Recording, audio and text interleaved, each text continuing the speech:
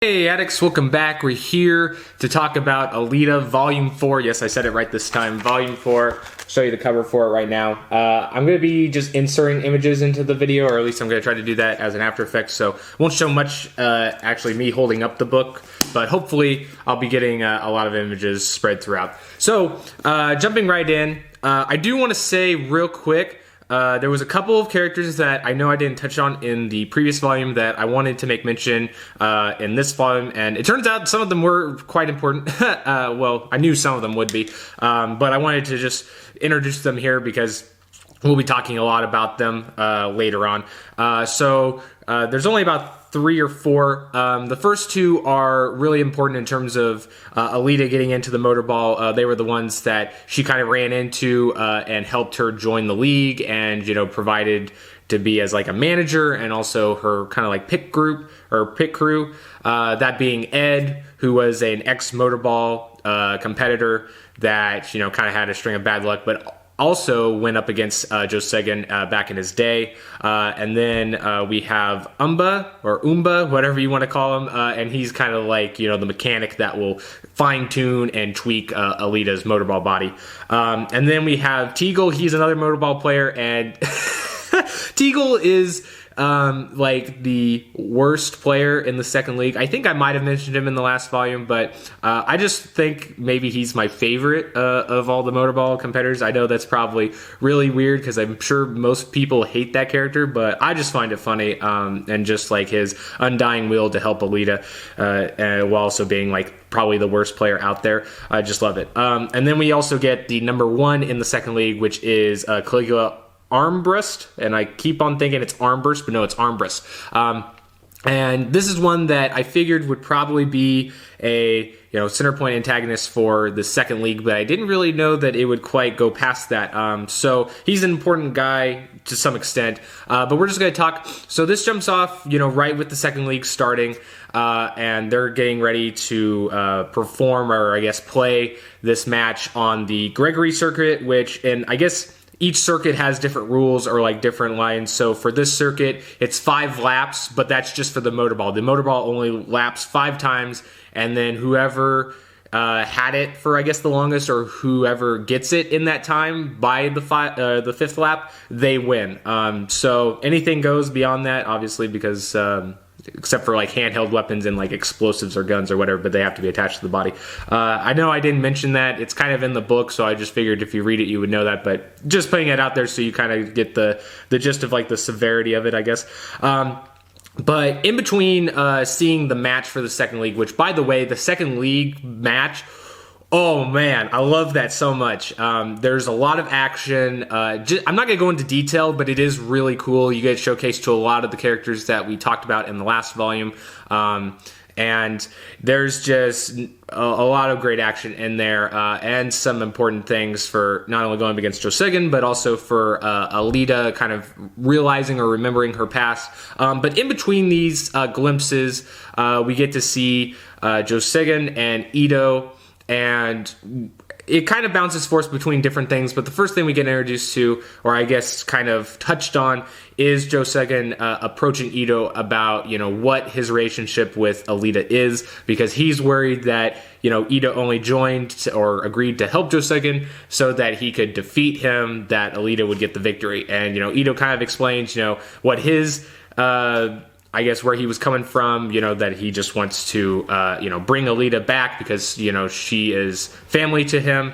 And so Joe Sagan kind of like, after he gets the realization of this, really, I guess, cements his opinion of Ito being a very good and decent man.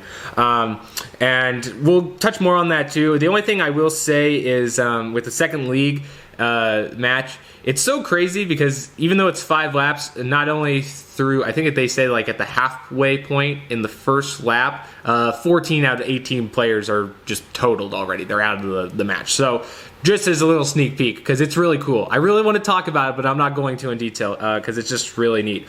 But we do get mention of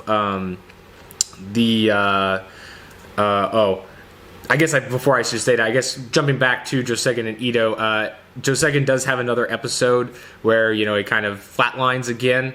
And, Ito has a way that he used in the previous volume that he uses again to kind of jury-rig past it. It's some weird science. I don't think that's really valuable in real life, but, you know, it's still a cool thing. But we get to learn a little bit more about Josegen and kind of his past as to why or, like, how he came across these augmentations. And we get kind of a sneak peek, hint drop at I would say a pretty prominent character. We get a name drop of Desti Nova, and he is a Zalemite. He's also a doctor of Zalem, just like Ito was, and apparently he was able to not only save Josegen, but, you know, also keep him as the champ. And I don't really have any, like, basis for being why he's important, except for obviously, like, they're mentioning this because he's probably big, but also because he bears a striking resemblance to how they depicted or dressed up Edward Norton in the movie. So I'm assuming that if he's not a villain, he is probably going to be a prominent character later on. So that's just something to mention there. But then besides that, we get to see the results of the second league. Now, this is kind of like a spoiler video anyway, because I'm just going to run through the whole volume, because it's been out for a long time. But if you don't want to listen to, like, who Alita picks as her group or team to go up against Josegen, you can just skip like 20 seconds. But she gets to pick her team of 5, so it's going to be obviously her, the number 1 in the second league, Caligula Armbrust, which wasn't expecting that at all. Number 7, the Crimson Wind, which we get a name drop for her, which is Zaful or Zaful, Taki or Taki, whatever you want to say. I'm probably going to say Taki, but that's probably not even right anyway. And she has a good moment with Alita in the second league battle too. And then the other ones is Ada, which, you know, we figured as much because she had a strong connection with him right off the bat, and then also Teagle, which, yeah, Teagle.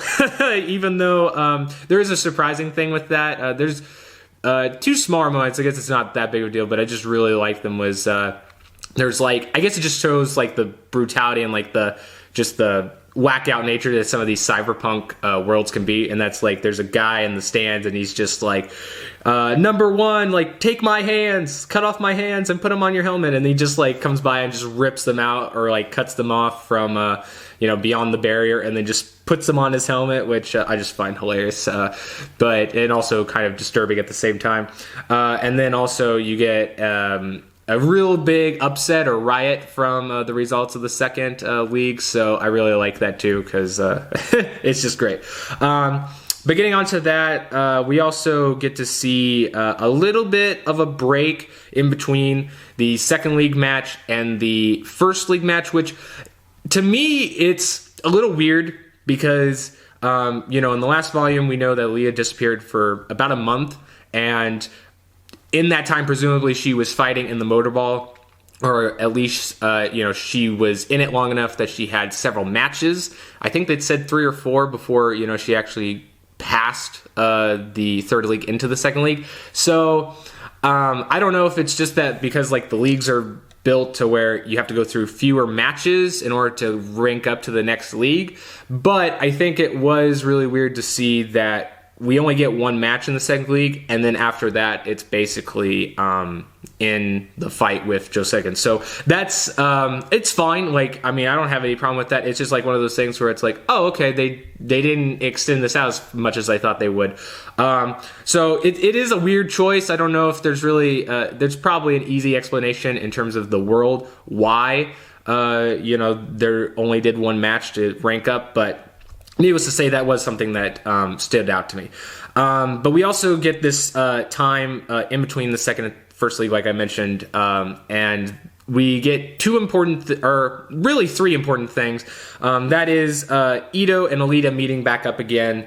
I think it's Ito meeting, or, you know, setting up a meeting with Alita in the same spot he found her at the very beginning of the story. So that's really cool because you already have that connection there with the setting. But also, you get Ito revealing some information that I think a lot of people might think is throwaway information or just like information he uses to, you know, get his point across. But I think it's actually information that will is kind of like set up and will pay off later, because we do get the information that, you know, Motorball is technically run, or at least it's sponsored by the people of Salem, because it's sponsored by the factory, and who owns the factory? It's Salem. So, and it's kind of a way for the people at the scrapyard to, I guess, take their eyes off of the problem of the scrapyard, and also like the growing population problem, and maybe even a way of slightly helping fix that population problem.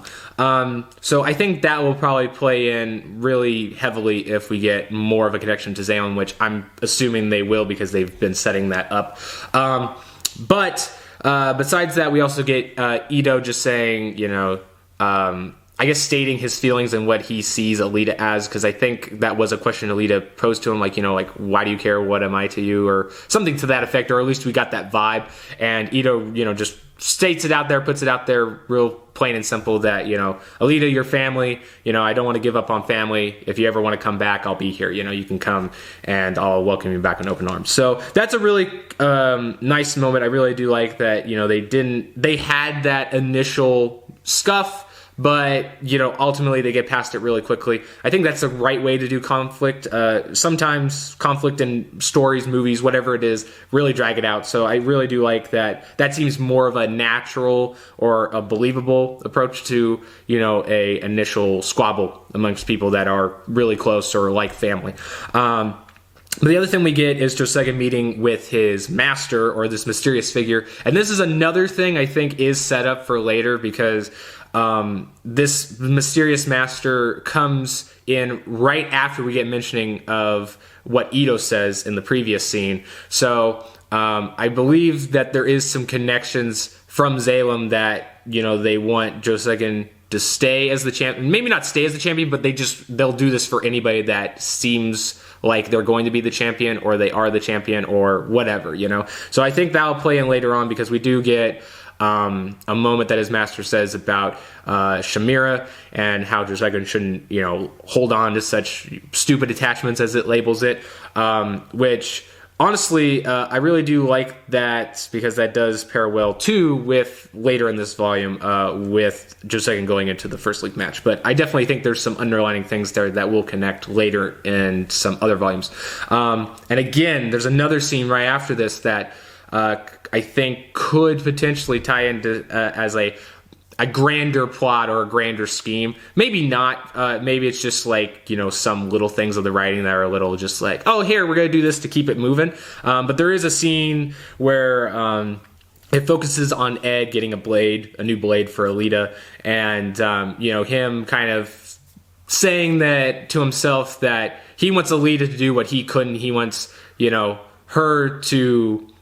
You know, he wants to basically live his dream through her. So he gets a little bit pushy with Alita. Alita's just kind of like, you know, wow, I thought he was different, you know, or he would understand.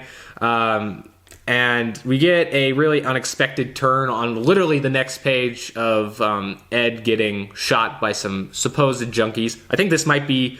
Again, this could play either way, because it's so sudden. It makes me think that this is a scheme from a higher power. Oh, I'm so sorry. I thought I turned that down.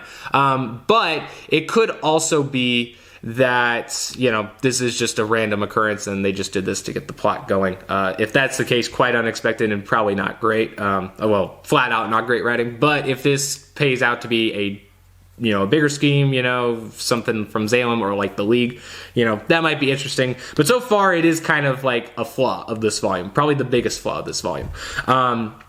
But after we get that unexpected turn, we get a really, I don't know if somber is the right word, but we get a really just kind of like quiet transition into the first match. And I really love this transition. It's done in a very cinematic way. You get just beautiful panels of like the city or like the crowd or the, whatever it be, them going in, and even like a picture of them coming into the Motorball with their whole team. But I just love it because there's really not that much dialogue. If there is dialogue, it's just rumors of the fans or the people in the crowd.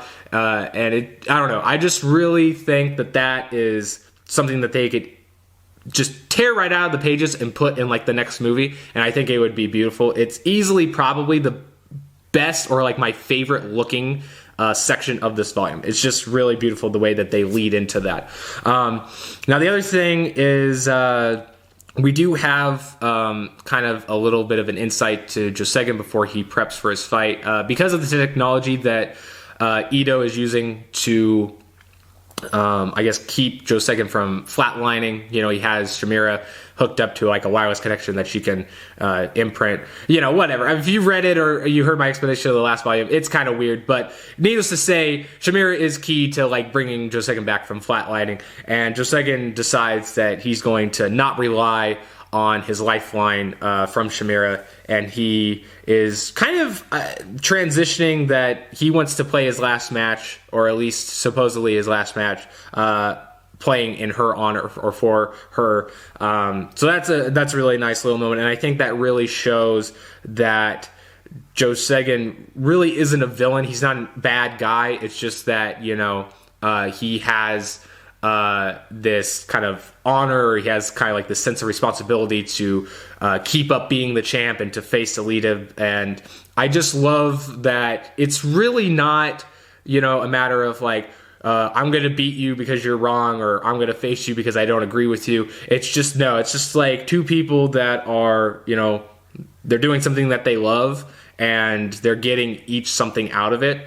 So it's just a really nice, I like that dynamic that they decided to go with it, which at this point we get the start of the first match, and I can't tell you how much I love this, like from this point on of the volume, because it really kind of, like, I was hoping for this to happen, but it exceeds my expectations in the sense that I didn't think what I wanted to happen was going to happen. So we get to see, you know, just why Josegen is the champ. I mean, he makes quick work of everybody for the most part, even so much so that it kind of triggers, again, another flashback for Alita. Maybe get a hint drop of who she might have been before she became Alita. And then we get Alita and Josegen going 1v1, and at this point, the motorball doesn't even matter. They're just fighting. So that's really cool. There is a several sad moments. You know, Teagle, I love that man. I love that motorball champ, but man, so sad. But I think there is some funny moments mixed into these, like, I guess more like, I don't want to say gut punches, because, you know, it's not like you're too but I think it's probably like some of the more you know, it's going to test your feelings a little bit, but they do have moments of comedy in there. Ito in the stands, like he gets like these bottles of wine that he's going to use as a celebration, and there's a guy that is, you know, cheering on that Josegen can kill Alita, and he like smacks over the bottles, completely demolishes it over this guy's head.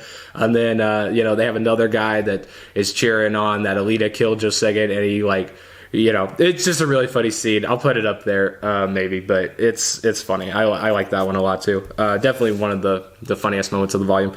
But then you know, you get, I don't want to go over the whole fight of Alita and Josegen, but basically Josegen does pull out all his stops to fight Alita, and I really, really like how it ended, because Alita was gonna, it mentions in the volume, Alita was gonna stop playing Motorball, at least where she was at right here, that she was gonna stop playing Motorball no matter what happened, if she beat Josegen or whatever. So I really do like the way Josegen is able to get kind of the upper hand through Alita. Doesn't really know how, if it was like an illusion or whatever, but I just really like that, how and it gives a satisfying ending, because seeing Josegen get defeated isn't really something that is going to give me, or I think the reader, any pleasure, because, I mean, Josegen really isn't a bad guy. So I like that they, you know, in a sense, everybody kind of wins, even though some people obviously get defeated. But needless to say, that is the volume. I really, really like this volume. I'm guessing that this is the end of the Motorball arc. We might get a little bit of talk of Motorball, or seeing, you know, some maybe more Motorball at the beginning of the next volume, but I kind of doubt it. I think this is the end of the Motorball arc. So both volumes really good. This Deluxe Edition obviously covering both. It is a high gotta have it. I think if you loved the Motorball in the last volume, you'll definitely want to check this out because it's really great. And I think they pull in some things that really good dynamics. I really like how the direction it went for different characters or different setups of those. There is, again, like I mentioned, one or two things that is a little weird and probably is the only detriment to the volume. But really, we'll have to see in the later parts of the story if that amounts to anything or if it was a flaw. But I would say you guys gotta go read it. These are one of those stories, I would say, even if you know the story to some extent, it really is worthwhile reading because the way it tells the story is really good, but also, I mean, visually it's just really cool. You'll just be staring at the pages for a while. But anyway, guys, that will conclude this review or recap or breakdown, whatever you want to call it. I'm really looking forward to the next volume. I think Alita, at least so far, has been one of the most unpredictable, I guess, books that I've read, just because it really has these vastly different arcs on what it's focusing. I mean, the first two books was Alita being kind of like a bounty hunter, and then we went into her being a sports star. So yeah, I'm really looking forward to see where they go with this. Again, there is 3 more deluxe volumes, so that's like 6 volumes, regular volumes. So that we'll be covering. So stay tuned for that. Hopefully, we're going to keep up the schedule of releasing each Alita volume no later than 3 days apart from one another. I hope I can keep it at least once a week. At the bare minimum, I'm wanting to try to do that. But stay tuned for that because we're going to be covering the whole original run and maybe even Last Order if a lot of you guys have really been liking these videos over the original run. But anyway, guys, that'll conclude this video. Be sure to check out some of our other stuff. We got plenty of other manga and light novel reviews out there on the channel, so you can check those out. If you're interested in unboxings, we've been doing more of that lately. We've got a whole folder or playlist filled with that. As well as, we're always trying to do more movies and games and TV show reviews that just go outside of, Japanese stuff. So anyway, guys, I'll talk to you later, and I hope you have a great day. Peace.